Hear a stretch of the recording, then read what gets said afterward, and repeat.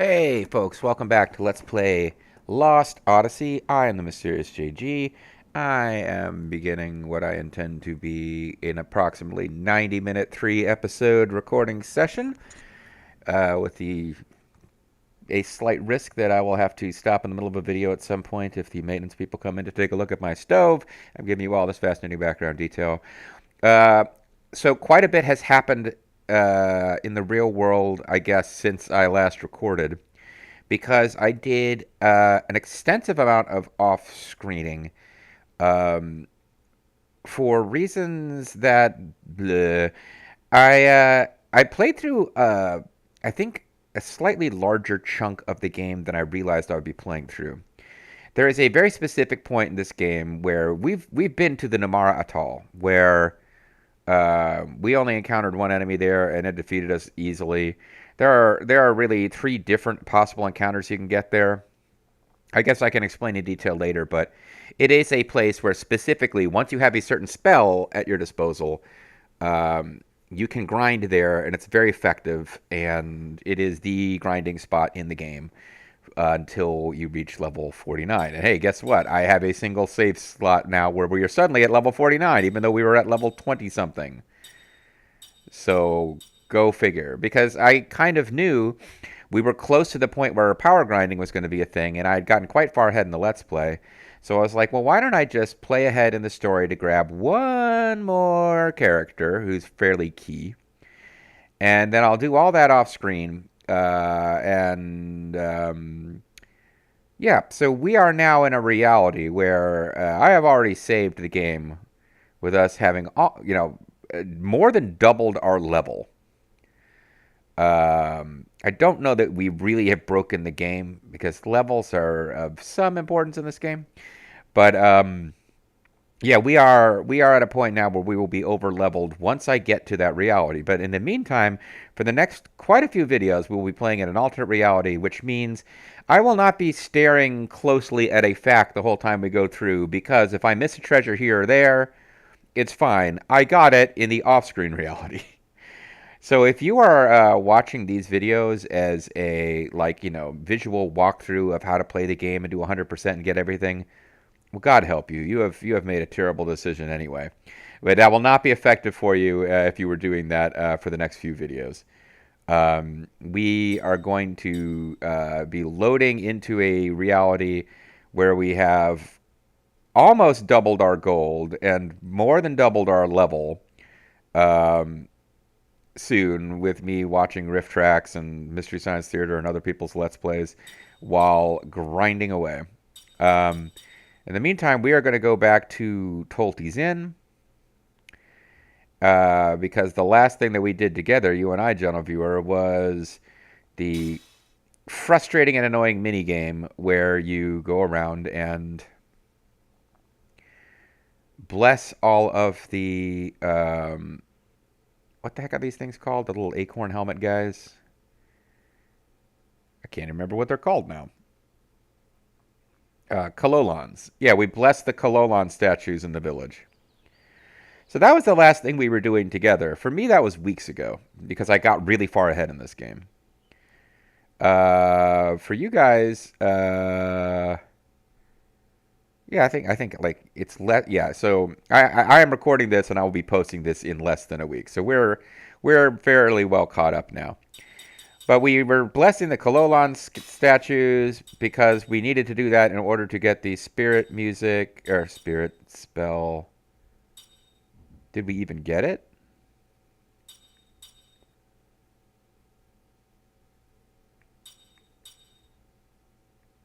Maybe. Oh, maybe I saved on the wrong. Maybe we do have another chance to do it here. Yeah, actually, I don't think. I think in this reality we still don't have it. So I guess I do have one more chance to do it on screen and show you guys. But I did a bit of reading and really could not find any one strategy to ensure that you are able to do this stupid minigame correctly. So I guess I'll try it again one more time on screen. And this will either work or it won't. Because, yeah, we just have people blocking our frickin' path and being annoying. And there's just specific times that they are and aren't out in the way, and all you can do is, yeah,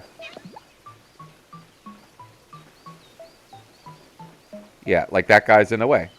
So we have to get ones that aren't blocked by anybody right now. And there really does seem to be an element of luck. Like, I saw walkthroughs of it where it's like, if you do this exactly this way, it'll work, and then maybe it does, maybe it doesn't.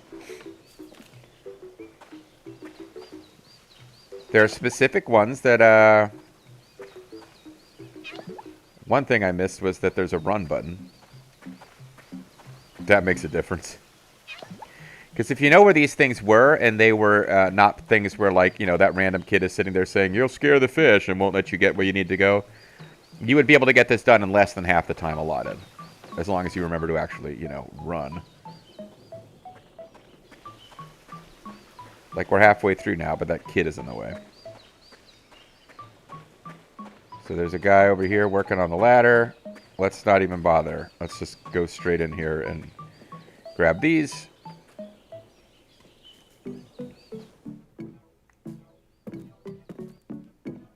There's only the one in this place, right? Because I actually... Now I don't remember that clearly.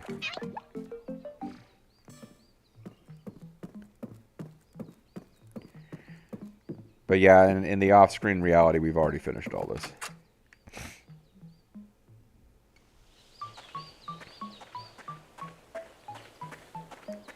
It really does come down to when can you get those. Much. Okay, that's... Right. So this little girls were blocking this. Now they're blocking that thing in the back. Which we do need to get into. So that's a no good. In my realities, I have not been running into problems getting these ones back here, but you can. Not these two, but...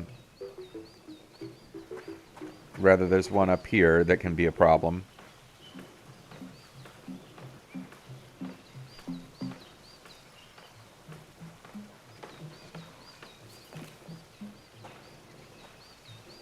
Because I've seen a lot of strategies that involve hitting this at a precise time when it's not blocked by that guy, but somehow it's not being a problem for me.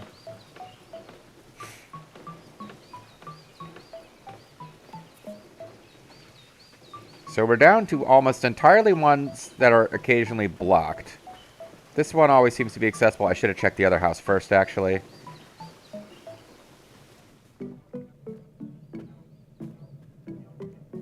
Where's this statue? There's a statue in here. Isn't there? Oh, I thought there was. Maybe there isn't. Ah, boy. Could be that, like, I've misplaced the statues and I've actually messed this up. Like, if there isn't... Oh, no, there is. It's all hidden back in that corner. Alright, so we got 3 minutes. We got 2 minutes left and 3 to do, which would be tons of time, but only if the people are not in the way. Like, these two girls are in the way. Okay. Talking to them does not get them to go out of the way. So let's come down here. He's out of the way. Good. And I think that kid who blocks the one that's behind the waterfall is out of the way. So it really just is going to be a matter of, do those girls get out of the way or not? Because in a minute, we can spend a minute 30 standing next to them and they could never move. Oh, but they're heading back. They're heading away, but they're heading for that bridge. Oh, shit. Okay, hold on. I think we've missed our chance here. Oh, no. They are in the right spot. Okay. Boy, this is exciting, isn't it? Oh, boy. Oh, boy.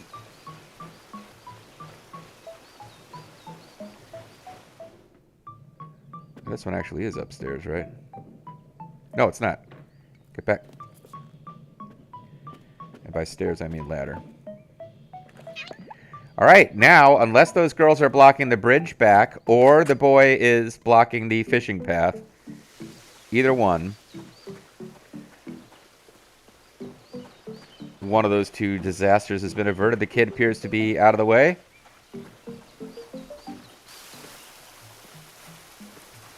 Which means Despite all the drama of off-screen efforts, and it took me more than one try off-screen, finally, after getting it to work off-screen, the very first time I try again on-screen, it works. So there you go. I was thinking I wasn't going to be showcasing this, but there you go. That is one way that you can do this. I hope you enjoyed your quest. Now then, you paid respects to a total of 16 statues. You have visited every Kelolon statue in the village. Amazing. I'm sure Kelolon is very delighted indeed. Here's your reward for your efforts. 3 Kelolon hearts. Slatsido. Seal blocker. Gamble magic. That is the main deal. The main thing is to get that gamble magic spell, because this game has the classic Dragon Warrior or whatever the hell it's actually called now. It's not called Dragon Warrior. I guess it's called Dragon. Is it called Dragon Warrior? The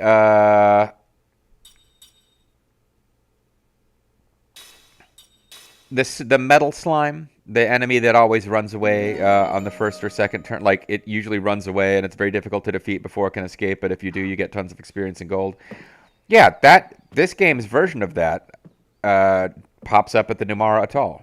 We just didn't happen to see one on screen when we visited. And the gamble magic does random damage. That enemy has incredibly high evade and incredibly high magic defense. But it also has gamble magic ignores magic defense and just does a random amount of damage, which is enough to kill that thing. So if you have gamble magic, you can farm it for mass experience, and that is the pretty much official as far as Split Infinity, and I think everyone else in whatever community this game may have left. That is the official way you grind. You go kill those metal slime, silver Kelolon enemies using the gamble spell. Which means that really, at this point, we would have access to doing that. But in my off-screen reality, I did not start doing that yet. Because what we needed to do first was to get through the old Sorceress's Mansion, a sideline, not a sideline, it is main story quest. It is mandatory content. But when we complete it, we will get another character. And that is a good thing to do before doing your mad level grinding. Let's visit the Northern Cape.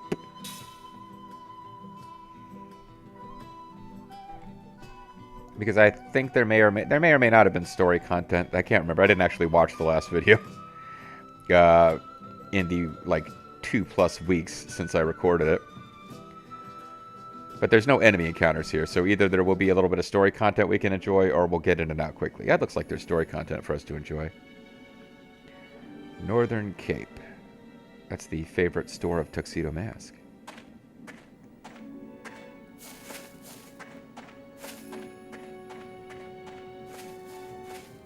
Maybe that's just... Maybe there's no... Yeah. I think it has a little cinematic intro that just plays in general.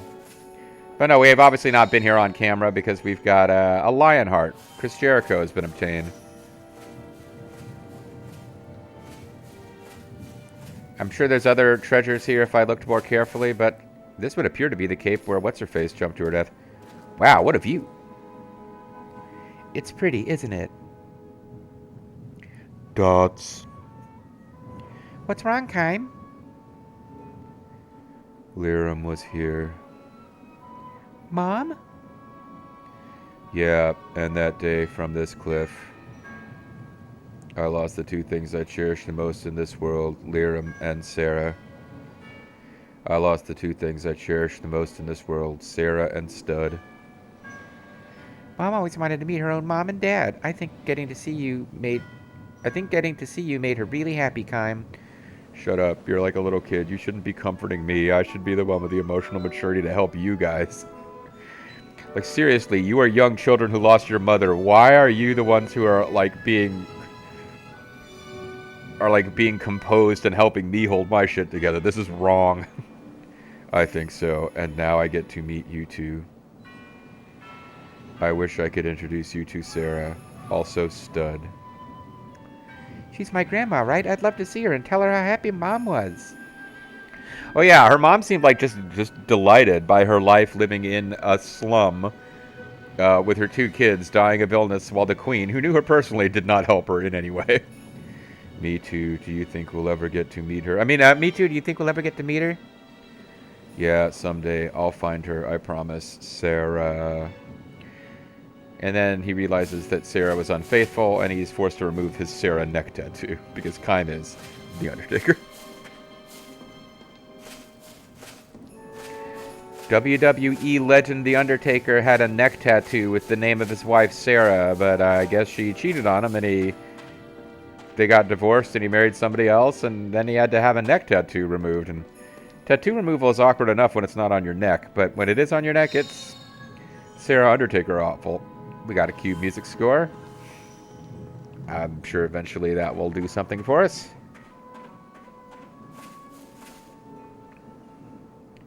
Gongora was here. His magic took Liram away from us. Oh, so I guess he was standing on another cliff nearby using his dark power.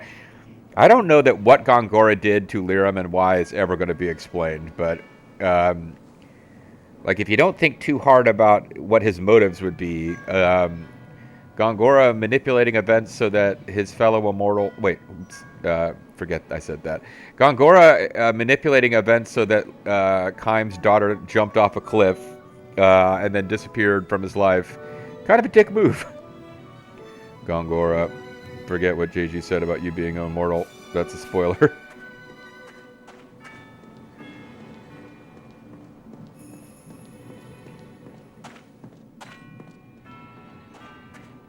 I think I remember Gongora was an immortal. He may just be a jerk, but I think he was also...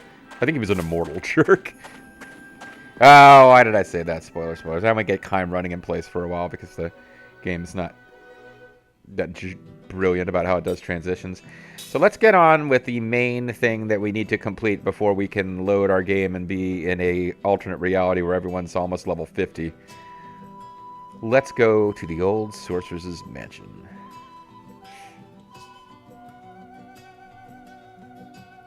Is it going to get a title screen? Like it didn't come up on the map screen there.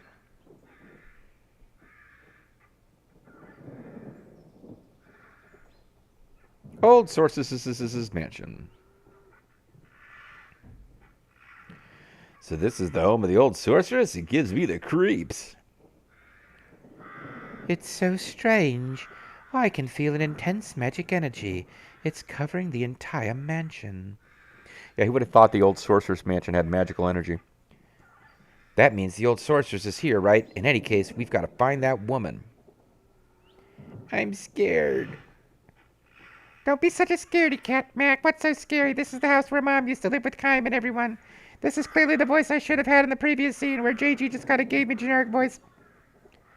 I know, but someone else is living here now. Well, yeah, but... Look, let's just be careful. I mean, I keep thinking his name should be Seth. Look, let's just be careful, okay? We don't have any idea what we'll find inside. You know, Ming probably should have this voice that I gave her, like, Imperious voice. I probably should have given her the voice I think of as a Lulu voice or just Giant Boob Lady voice. Come play with us. Whoa! Did you just see that? Yeah, pretty spooky.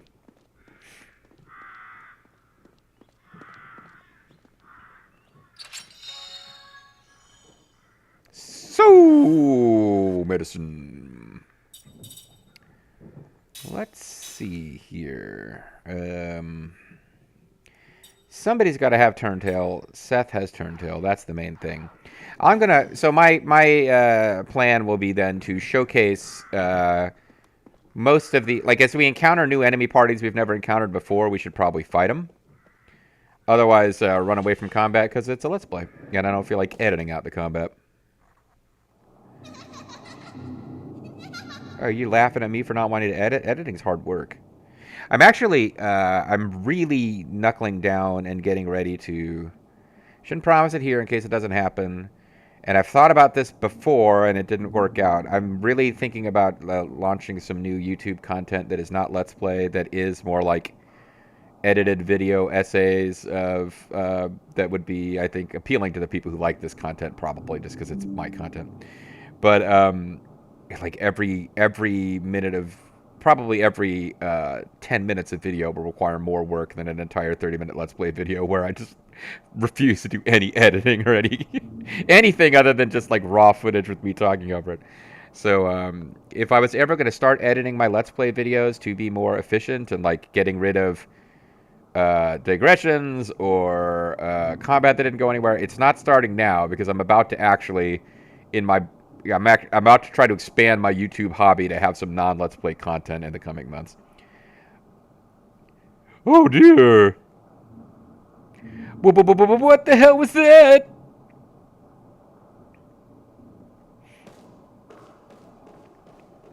You will not be shocked to find out that we can encounter enemies in this place. It won't open. It must be locked from the inside.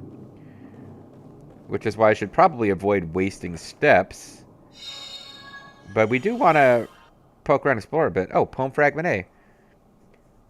Thus all that lives does flow, thus do they fade away. What's that? Toads. They look like pieces of a poem. The sorceress did this. She made a mess of everything. Let's get rid of her for good. What do you mean she made... The sorceress did this? And she left a fragment of a poem here. We gotta take her ass out. It's like, alright, Jensen, what the fuck, man? Relax. Well, whatever that is, we can't get over those broken bits of stairs, so... We will save down here.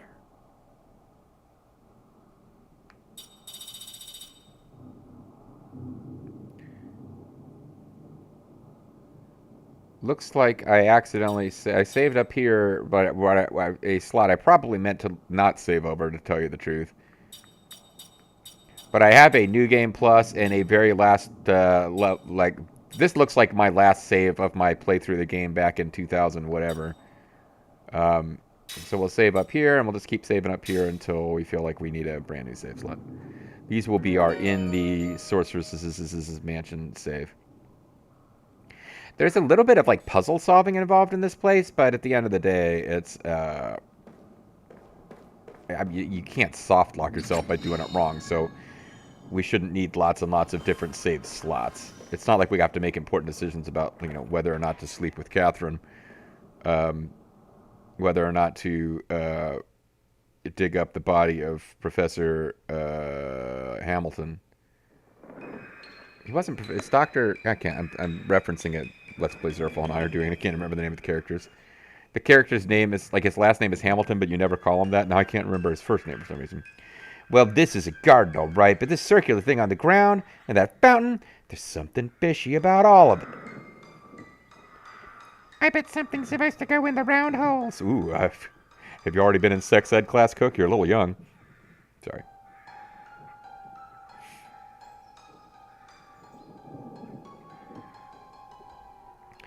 Well, without getting that, we can wander around the outside perimeter of this place and grab a few treasure chests, so let's do that. Because indeed, there is a puzzle that involves acquiring items throughout this dungeon and bringing them here to unlock. You see that's a little gate there that's not open. We got to get some stuff and do some stuff. What kind of monsters are we going to find in this haunted mansion, do you suppose? Is they Disney-related monsters, you think? This does not look good. The graphics aren't too bad. This game is of its time. Hey, spooky types! This is not that surprising. Alright, so we got an unidentified life form. Are we sure that's a life form? We got a tempter. Oh, man. Take a look at that thing. I feel tempted. We got another unidentified life form, and we have an ageless one in the back. These? Yeah. So I am remembering my playing through of this off screen, and the normal rules apply. It's difficult to do anything about the back row enemies before you produce the GC meter with the front row enemies, but the ageless one? It's a floating spellbook on a chain. As you may expect, it attacks with magic, and it can do some damage.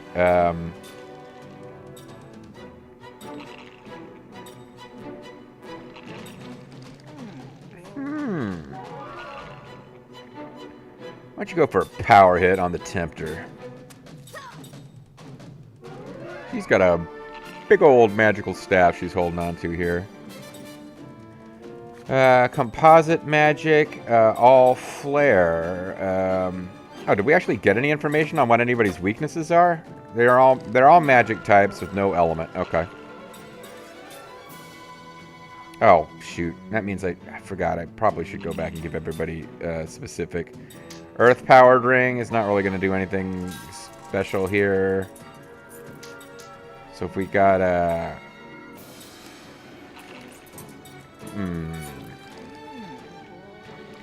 This has got Magic Killer 1, so that's something. And we could give her something with Magic Killer 1.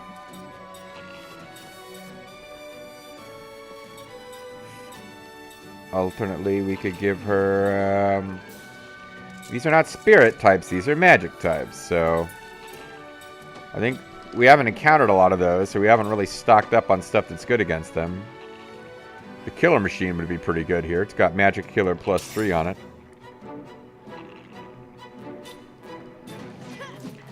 His ring is probably less important, especially if I'm going to be using other stuff, but we'll give him the Dark Crystal Ring. And I don't think that does anything if he uses Power Hit instead of a regular attack. Let's see. Shadow, low non-elemental damage on all enemies. Shadow's nice and fast. And since they don't have elemental weaknesses, this is probably pretty good. Although we could also do... Minda... Never mind, Minda doesn't do what I want it to do. Minda increases magical attack. I was thinking maybe something that decreases the enemy's magical attack. And then your boy... Yeah.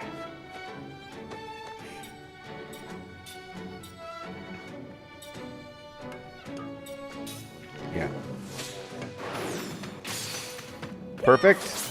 Pretty good. Perfect. Pretty good.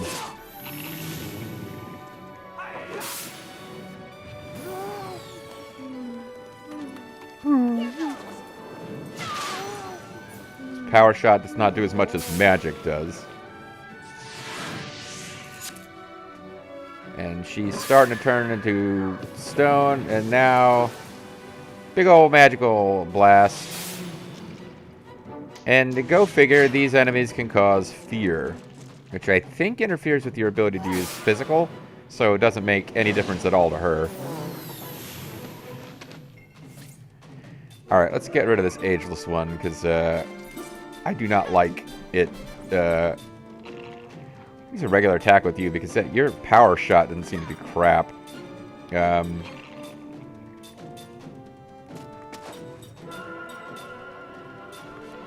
We can think about using, giving Jansen something that gives him access to spirit magic, or I can think about using Mac as a magician, although he doesn't have it. Oh, there we go. That's fine.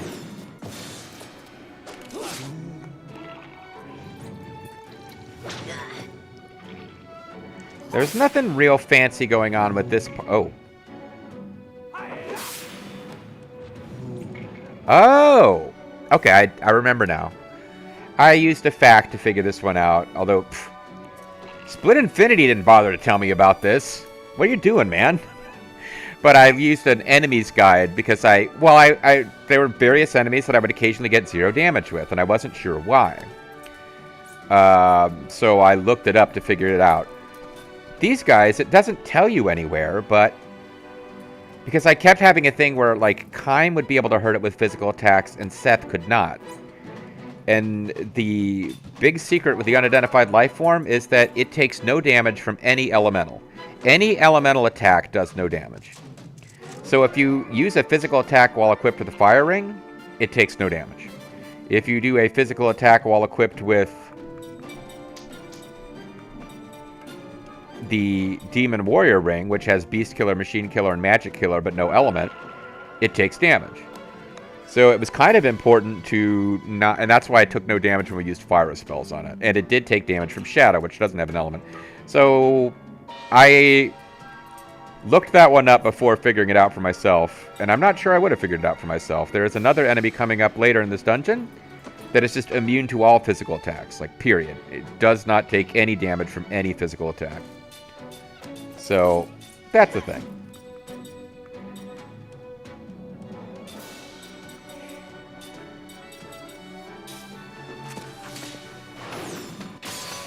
But we should be good to go here.